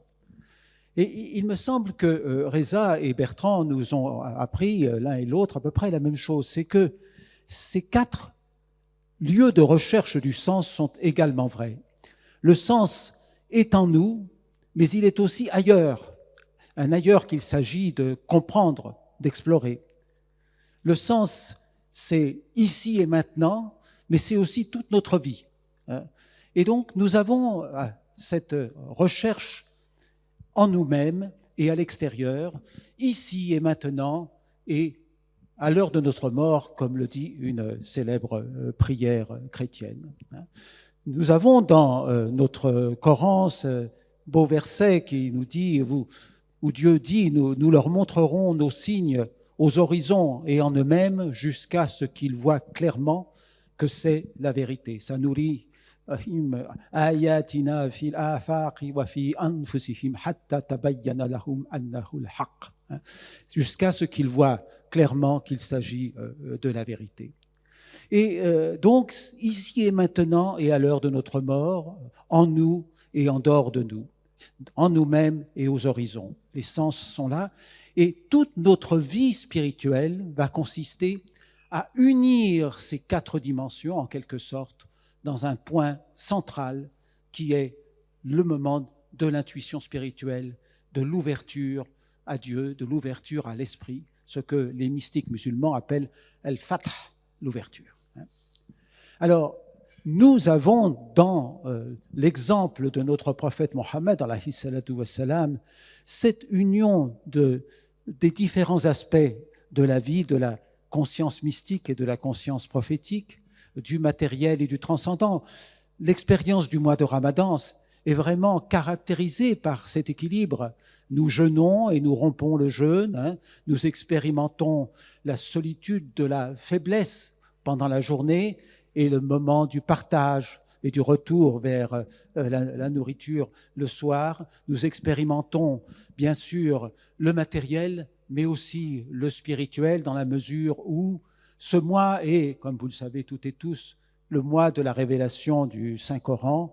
Et après le siyam de la journée, il y a le qiyam, la veille de la nuit, et nous nous nourrissons de la parole de Dieu, du Coran, notamment par les prières des tarawih ou par la lecture, chacun pour son compte, chez soi, de quelques passages du Coran. L'exemple prophétique, c'est l'exemple justement de cet équilibre entre l'expérience spirituelle et l'action dans le monde. Après le fana dont parlait Reza, l'annihilation en Dieu, il y a cette autre étape que les grands mystiques musulmans décrivent, qui est celle du fana al-fana, de l'extinction dans une permanence en Dieu, ici et maintenant dans ce monde, mais pas comme nous étions avant, une expérience du monde qui bénéficie de l'expérience de Dieu. Alors on a entendu à plusieurs reprises citer des maîtres d'Extrême-Orient. Il y a un adage du bouddhisme zen que j'aime beaucoup et qui résume finalement l'expérience spirituelle.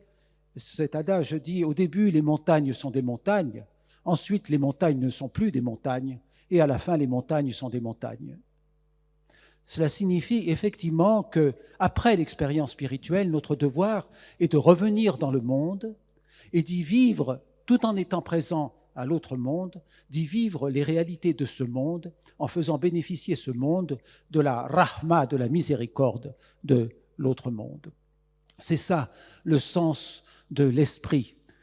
Cet esprit qu'il est si difficile de définir au point que, comme vous le savez, quand les rabbins de Médine posèrent la question de l'esprit au prophète, alayhi salatu wassalam, il dut attendre une révélation pour pouvoir préciser la nature de l'esprit. Et encore, cette révélation n'est-elle pas tellement explicite, puisqu'elle nous dit que l'esprit procède de l'ordre du Seigneur et que nous n'avons à ce propos que peu de connaissances. L'esprit, c'est la vie de Dieu en nous.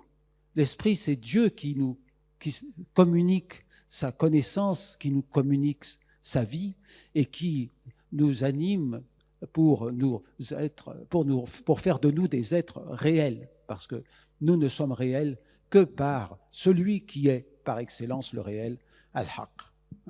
Et l'organe pour accueillir l'esprit, cela a été dit aussi par Reza et par Bertrand, c'est le cœur. Un cœur qui est malheureusement occupé par des soucis qui ne sont pas les vrais soucis de ce monde, mais des soucis que nous nous construisons nous-mêmes, dans des automatismes, dans des habitudes qui voilent à nous la véritable réalité.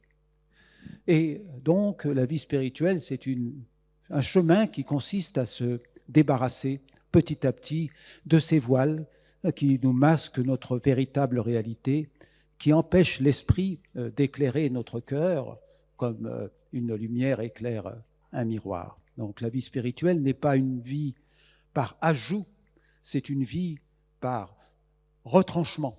C'est-à-dire que nous n'ajoutons rien dans la vie spirituelle, mais au contraire, nous essayons de retrancher ce qui s'est ajouté par mégarde dans les habitudes de la vie quotidienne et ce qui nous empêche de voir réellement ce que nous sommes. Alors pour terminer, il y a une histoire que j'aime bien et que je voudrais partager avec vous. C'est l'histoire d'un grand alim, d'un grand docteur de la loi qui réfléchit sur les dogmes, sur la construction théologique, sur la métaphysique, sur la façon d'expliquer comment Dieu crée le monde, comment il régit les affaires d'ici-bas. Et il trouve que ce sont des questions compliquées. L'homme est-il libre ou est-il sous la dépendance totale de Dieu? Pourquoi Dieu crée-t-il le bien mais aussi le mal? Et donc il entend parler d'un maître qui se trouve dans la montagne, un berger qui est réputé pour ses illuminations spirituelles. Alors le maître, un jour, n'en pouvant plus de ne pas trouver les solutions rationnelles aux questions qu'il se pose, et monte sur son mulet, il part dans la montagne, il voyage, et il arrive au pied du maître. Il a préparé toute une liste de questions à lui poser, donc il se met à s'approcher du maître, il commence la première question, et il dit « Allah », et tout se brouille dans sa tête, il ne comprend plus très bien ce qu'il doit dire, il est totalement confus, il a ce qu'on appelle un blanc, et à ce moment-là, il reste interdit devant le saint, l'ami de Dieu, qui est en méditation, en prière, qui a l'air d'être concentré sur lui-même. Il ne sait plus ce qu'il doit faire, donc il reste interdit comme ça pendant un certain temps. Le temps passe, le soleil s'abaisse sur l'horizon, et à ce moment-là, le maître ouvre les yeux, il voit le docteur de la loi en face de lui, et en un seul souffle, le maître dit « Allah ». Voilà, je vous remercie.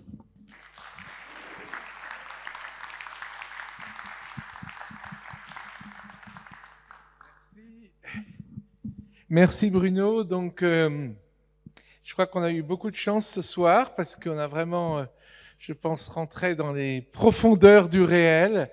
Et comme Reza vous l'a dit, Reza et Bertrand se connaissent depuis longtemps, mais ils n'avaient jamais intervenu, ils n'étaient jamais intervenus ensemble dans le même colloque.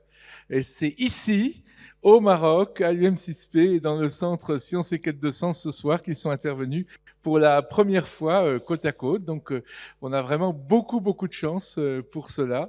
Et la chance d'avoir aussi, bien sûr, avec nous Bruno. Et vraiment, je pense que c'est des philosophes. Vous savez, en France, on a des philosophes très médiatiques qui ne sont vraiment pas les plus profonds, à mon avis. Je ne donnerai pas de nom, évidemment.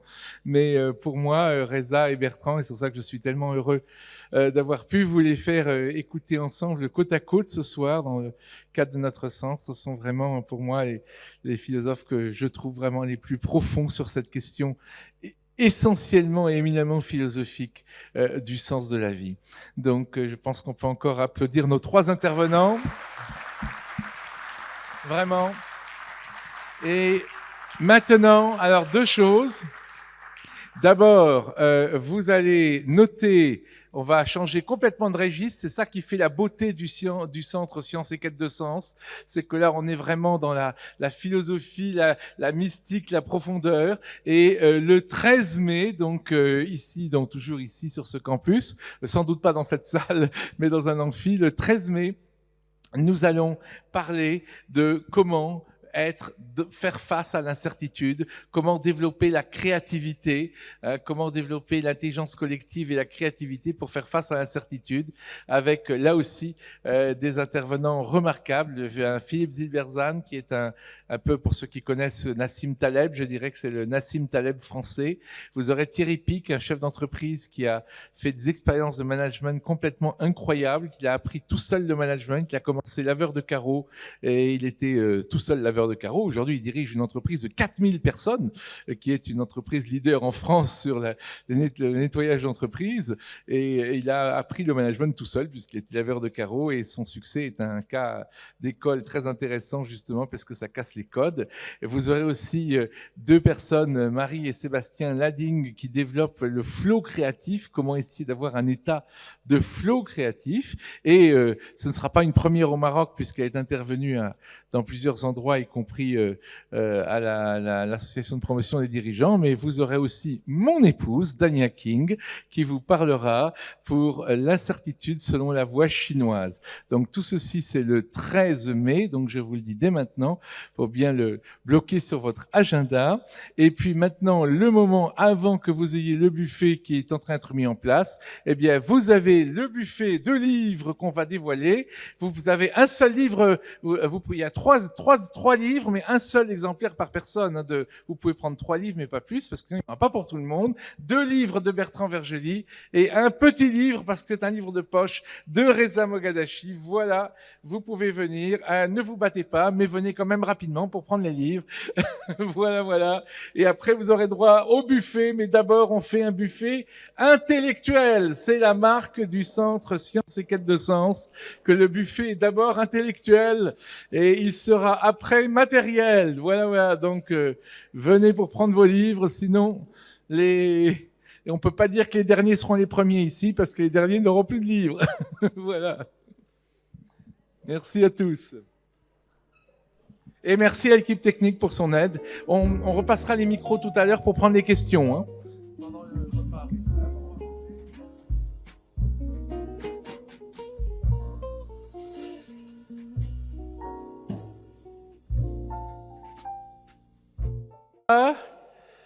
Je sais que les premières questions sont toujours les plus difficiles.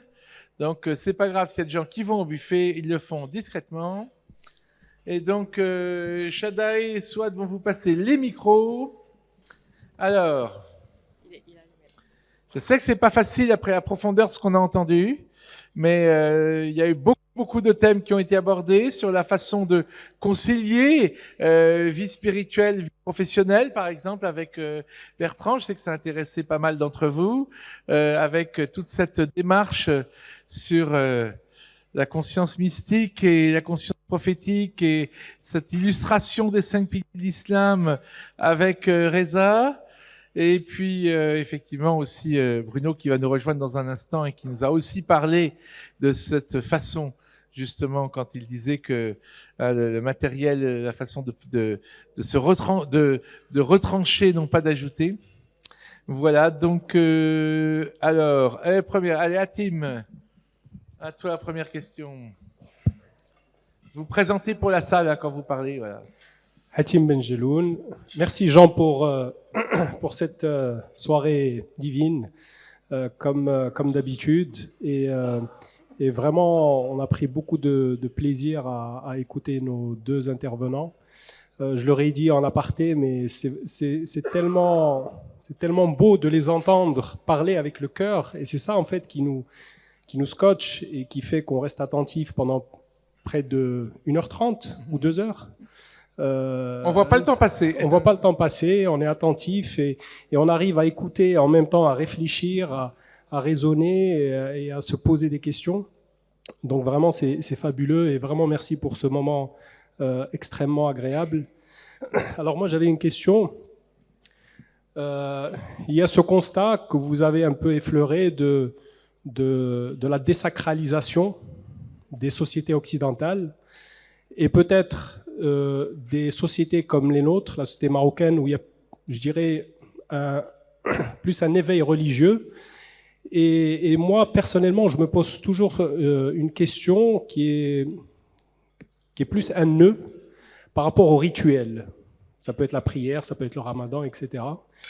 Et j'arrive toujours pas à dénouer ce nœud, c'est-à-dire, est-ce que les rituels sont là pour nous aider à redonner ou à remettre du sacré dans notre quotidien, ou au contraire, est-ce que ces rituels ne sont pas aussi une manière avec le temps d'appauvrir la sacralité parce qu'ils deviennent parfois mécaniques, vidés de leur substance et vidés de leur sens.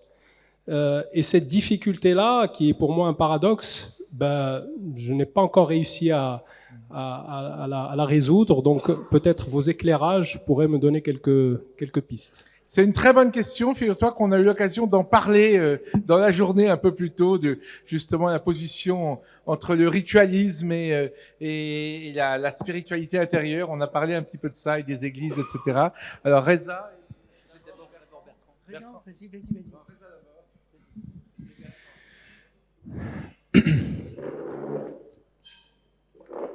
Personnellement, je suis traversé par cette même déchirure autour de la question du rituel. C'est-à-dire qu'à la fois, on fait bien l'expérience que ça peut être une mécanique désertée par l'esprit, et à la fois, on sent bien qu'on n'arrive à rien dans sa vie sans régularité, même en sport.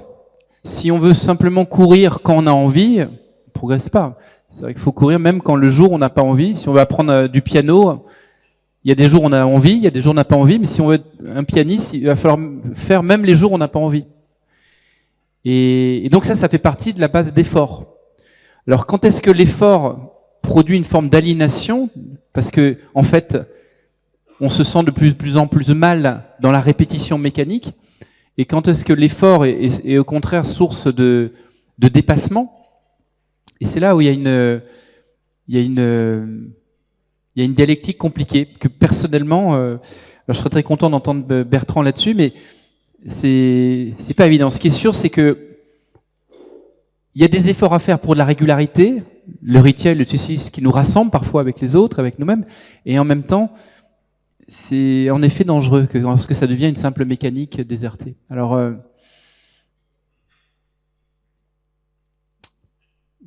comment arriver à sortir de cette déchirure? Je t'avouerai que j'ai pas la réponse. C'est déjà intéressant de pas avoir la réponse. Alors, il y a plusieurs choses. Il a été question du sacré, de la désacralisation et du rite.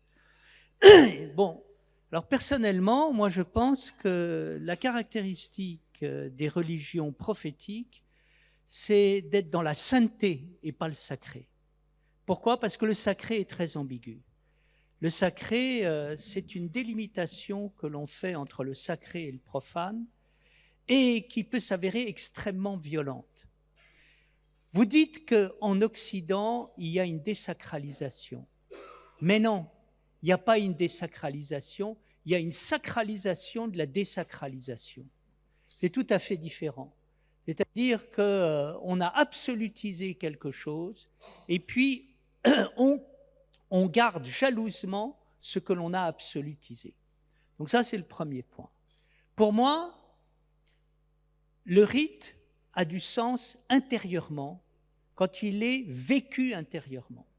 La signification du rite, c'est de traiter exceptionnellement les choses exceptionnelles.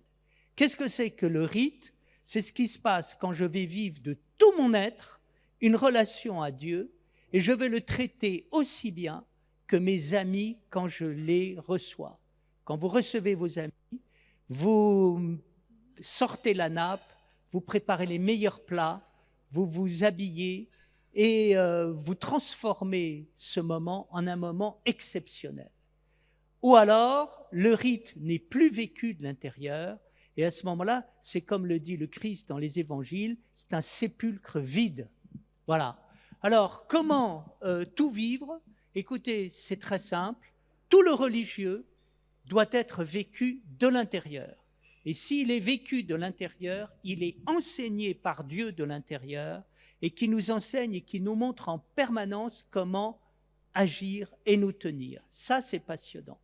Mais il faut savoir que le religieux peut être un sépulcre blanchi quand il n'est pas vécu de l'intérieur. Et c'est ce qui rend l'expérience religieuse passionnante. C'est-à-dire l'expérience religieuse peut être un moment exceptionnel de haute conscience ou alors un ritualisme et un traditionnalisme mort. Alors Bruno sur le rite. La plupart des obstacles que nous rencontrons dans la vie spirituelle concernent justement la pratique. On souhaite évidemment que la vie spirituelle soit une liberté. Et sur le chemin de cette liberté, on rencontre la contrainte. J'ai souvent l'habitude de dire à mes enfants que c'est la contrainte qui rend libre. C'est un paradoxe, bien évidemment. La contrainte rend libre parce qu'elle nous met des cadres par rapport à ce que nous croyons être la liberté, mais qui est une indétermination en quelque sorte pour notre action. C'est parce qu'il y a des règles précises dans la musique que la musique de Mozart, que Bertrand évoquait tout à l'heure, est extraordinaire. C'est parce qu'il y a des règles dans l'art de la fugue que la musique de Bach, que les fugues de Bach sont extraordinaires. C'est parce qu'il y a des règles dans la peinture que la peinture de Cézanne ou celle de Léonard de Vinci est extraordinaire. Et c'est la même chose pour notre vie spirituelle. Nous avons besoin de ces moments où nous nous arrêtons dans le cours de notre vie quotidienne, que certains appellent la vie profane, mais il n'y a pas de vie profane à proprement parler, puisque tout est en Dieu, tout est dans l'esprit. Eh bien, les rites sont ces moments où nous pouvons nous retourner vers nous-mêmes et nous exposer au souffle vivifiant. Alors évidemment, les rites peuvent devenir des formes vides. Ils doivent être vivifiés. Ils doivent être animés par l'intention qui est celle de la vie spirituelle.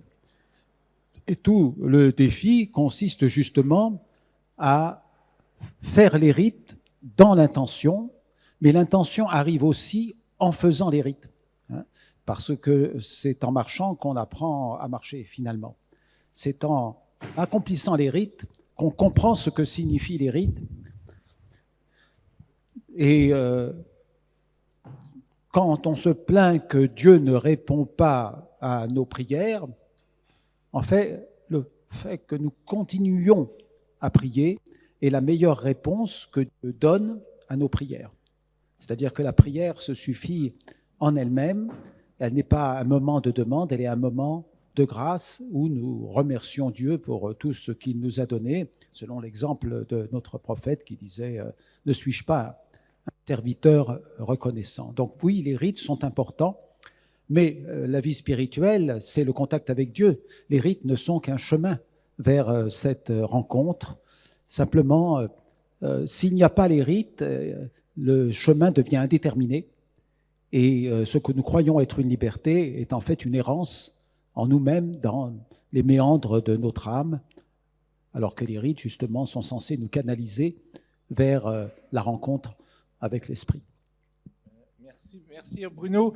Je rajouterai cette belle réponse de Bruno un passage du Petit Prince car ça fait des années que j'ai en tête de faire un livre sur Antoine de Saint-Exupéry, qui pour moi est un très très grand penseur, un très très grand mystique, souvent tout à fait, je dirais, sous-estimé, entre autres en France. Le Petit Prince, comme vous savez, est un des ouvrages les plus lus de la planète. Et le renard dit au Petit Prince, quand le Petit Prince arrive sans l'avoir annoncé, il lui dit cette phrase « Il faut des rites ». Et il explique justement pourquoi il faut des rites, parce qu'il dit, si tu viens à 4 heures tous les jours, eh bien, dès 3h30, je me préparerai, et si tu es en retard à 4h05, je commencerai à m'inquiéter, etc. Les rites jalonnent la vie. Les rites, justement, donnent ce jalonnement, ce sens, hein, cette temporalité. Et donc, il faut des rites du Petit Prince. Et je pense, si on médite dessus, car on peut vraiment méditer sur beaucoup, beaucoup de choses, de phrases du Petit Prince, hein, la plus connue, bien sûr, hein, rejoint totalement ce qui a été dit aujourd'hui, puisque l'essentiel est invisible pour les yeux. On ne voit bien qu'avec le cœur, mais le Petit Prince, il y a beaucoup de choses, et entre autres cette phrase du renard. Et relisez pour vous tous, mais entre autres pour Hatim, le dialogue entre le Petit Prince et le renard. C'est un dialogue extrêmement fort et qui se termine par une phrase très très mystérieuse, car le Petit Prince a des cheveux blonds. Hein, si on peut fermer la porte au fond, je vois que le vent nous envahit, c'est le souffle d'esprit. Voilà. Donc la phrase du Petit Prince, à la fin, le renard lui dit, le Petit Prince dit, je vais retourner à ma planète, et le renard dit, je vais pleurer. Mais alors pourquoi tu as voulu être apprivoisé par moi? Parce que maintenant tu vas pleurer. Et le renard dit au Petit Prince, qui est blond, je le rappelle, dit, il disait que la blondeur des blés lui rappellerait le Petit Prince, et il dit, j'y gagne dans cette rencontre à cause de la couleur des blés. Et cette phrase, qui a l'air de rien, est pour moi une phrase mystique extrêmement profonde sur laquelle je vous signale qu'on peut méditer très profondément. Voilà ce que je voulais vous dire sur les rites. Alors, on a Ali là-bas pour la seconde question. Bonsoir à tous, Ali Bensouda. Merci infiniment pour cette soirée incroyable. Si j'ai bien compris le message, il faut être dans la vie. Il faut bien évidemment aller chercher dans l'esprit, mais il faut être dans cette vie. Et j'ai envie de challenger un peu votre façon d'être dans la vie, parce qu'aujourd'hui, la vie, c'est aussi les réseaux sociaux, c'est Instagram, c'est TikTok, et on aimerait bien voir des influenceurs comme vous. Parce que en vous écoutant, vous arrivez à exprimer des choses qui sont très intimes, et on trouve ça vraiment exceptionnel, et on aimerait le partager avec tellement de personnes. Et aujourd'hui, c'est comme ça qu'on partage. Alors, je vous pose la question, est-ce que vous voulez être dans cette vie actuelle, sans la juger, et en participant plus, en étant des influenceurs de l'esprit? Voilà. Pas facile.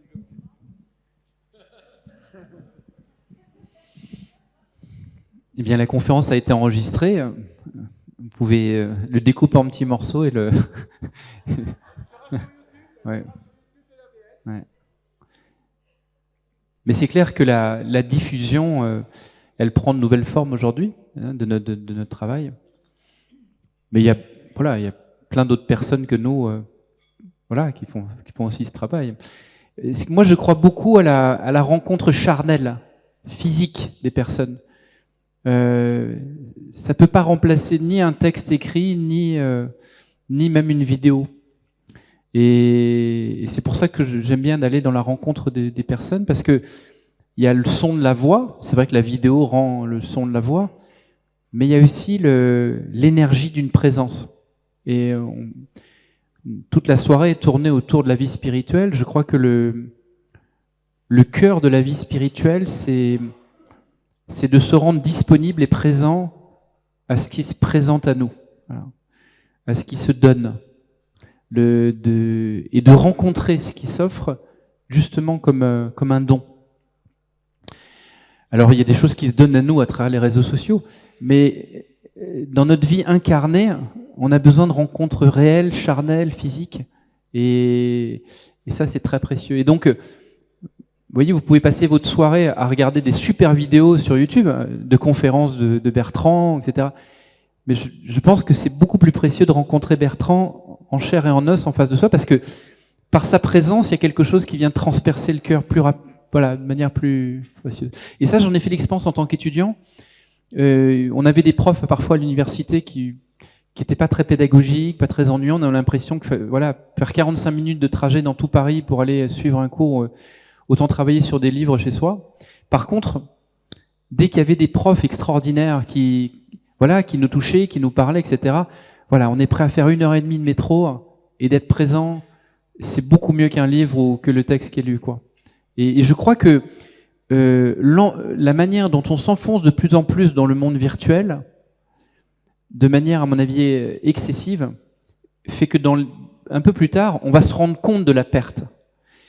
Et on va vouloir revenir à des relations charnelles, physiques, réelles avec les personnes. Et je crois que, voilà, Bertrand, je te laisse la parole, mais t'es pas loin de penser là aussi ça. Bien, la question est de savoir si je veux être un influenceur ou pas. Alors écoutez, j'ai aucune volonté. Pourquoi? Parce que c'est pas moi qui décide. Un jour, on m'a dit, mais tu te médiatises pas. Mais je dis, mais c'est pas à moi de me médiatiser. Comment fonctionne la vie? Ben moi, je réponds à des appels. Il s'avère que Jean m'invite et me dit, est-ce que tu veux venir au Maroc? Bien évidemment. Quelle joie, quelle merveille. Et je suis vraiment pas déçu d'être venu, bien évidemment.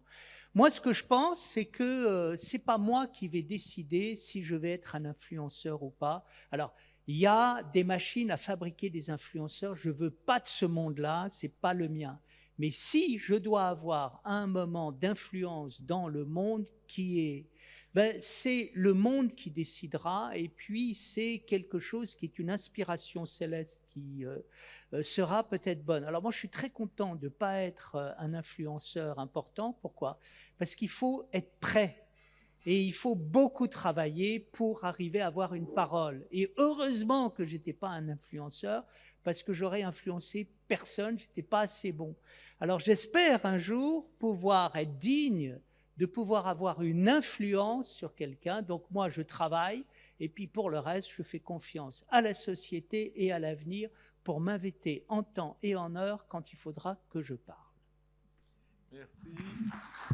Bruno, tu veux dire un mot?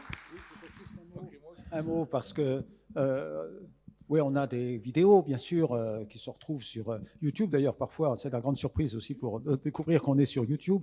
Mais ce qu'on a en impact quantitatif, parfois, et la plupart du temps, on le perd en profondeur. Or, justement, ce qu'on cherche, c'est la profondeur, c'est la rupture par rapport à la masse incroyable d'informations que nous avons actuellement, mais qui n'est pas de la connaissance et qui est encore moins de la communion.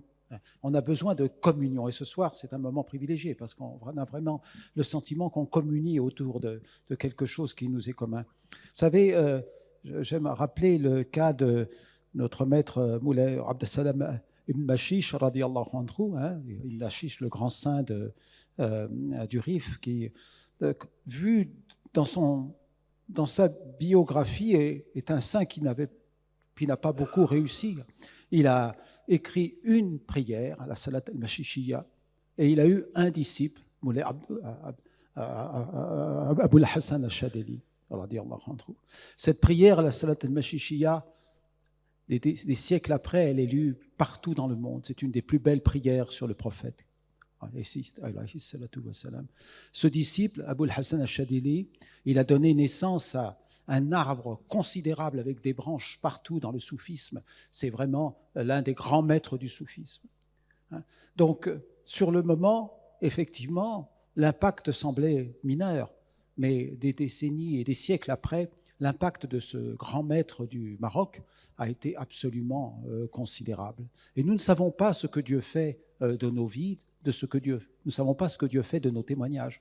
Et de cette rencontre de ce soir sortiront peut-être des choses extraordinaires, comme cette métaphore du grain de sénévé, Habbat min khardal, le grain de moutarde qui se trouve dans l'Évangile, mais aussi dans le Coran, une petite graine dont il sort une plante absolument gigantesque.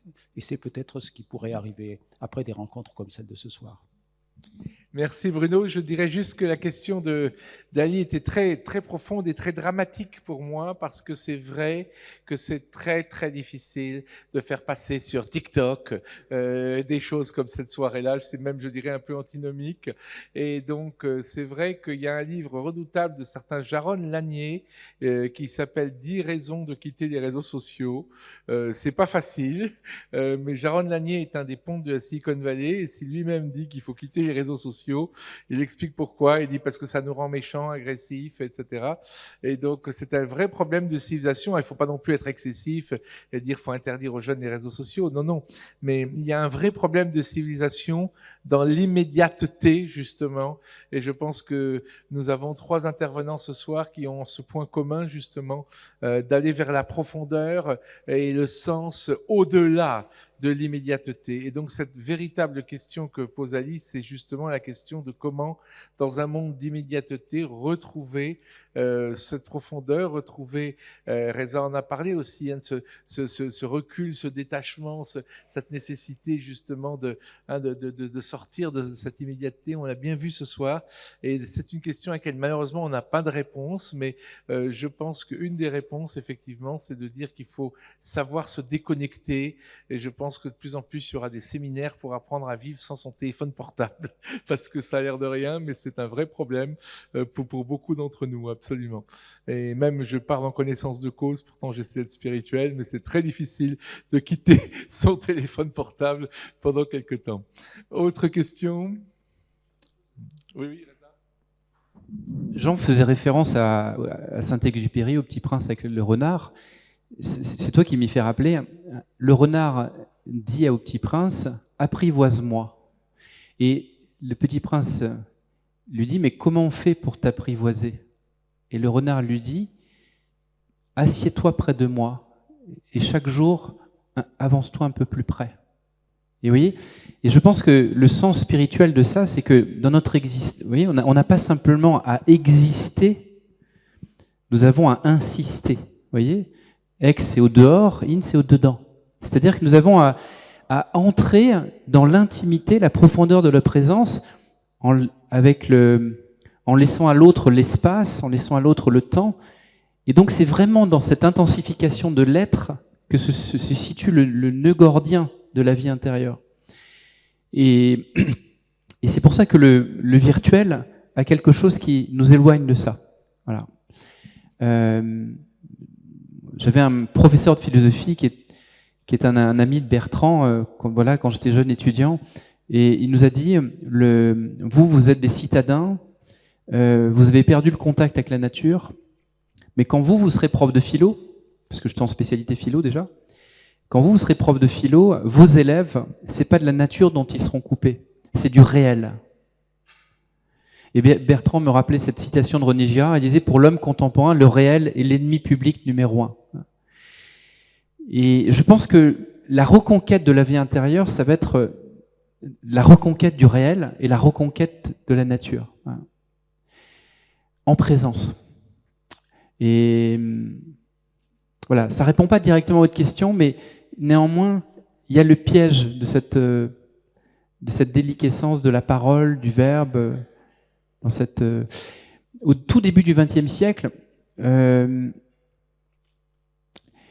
Walter Benjamin parle de l'aura d'une œuvre d'art.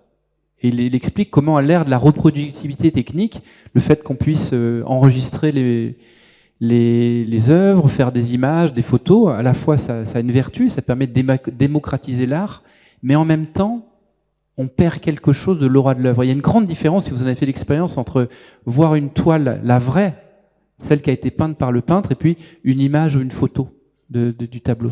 C'est pas du tout la même énergie. Voilà. Une autre question, commentaire?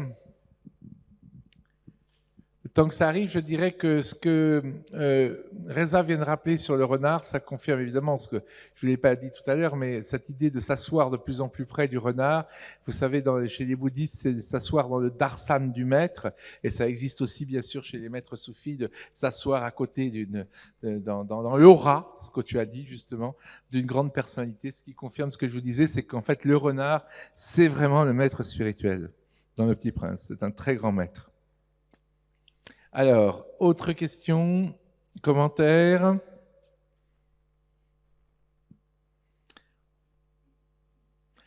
Bon, bah écoutez, si vous êtes bouche bée, donc on va vous laisser terminer votre repas, et surtout, je pense que c'est vrai que c'est pas facile d'intervenir après des interventions comme celle-là, et je pense qu'on a tous vécu quelque chose ce soir. Alors vous aurez les vidéos sur le site de l'ABS, hein, ça absolument.